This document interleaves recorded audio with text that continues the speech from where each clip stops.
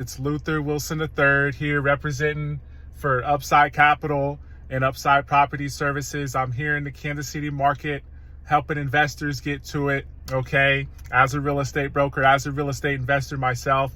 And we are indeed able to do funding and financing for business owners, entrepreneurs, and real estate investors nationwide over the last 15 years. But as I mentioned before, and on some previous posts and on previous videos, over the last few years, I got myself into the finance world, I guess you could say.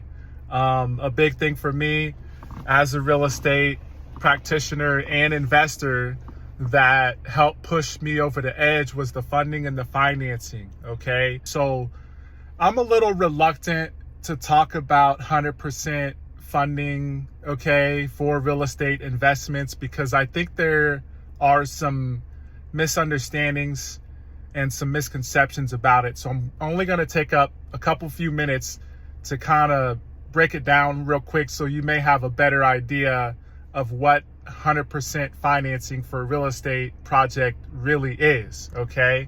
So my understanding, right? And the minimum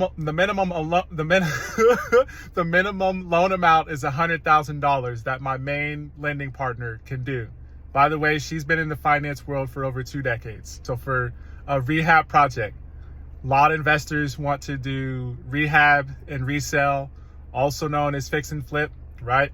And besides just the short-term stuff, there are a lot of investors who have and are attempting to grow their investment portfolios by doing renovations and refis, also known as the BRRRR strategy or the BRRRR method. Is it really 100%?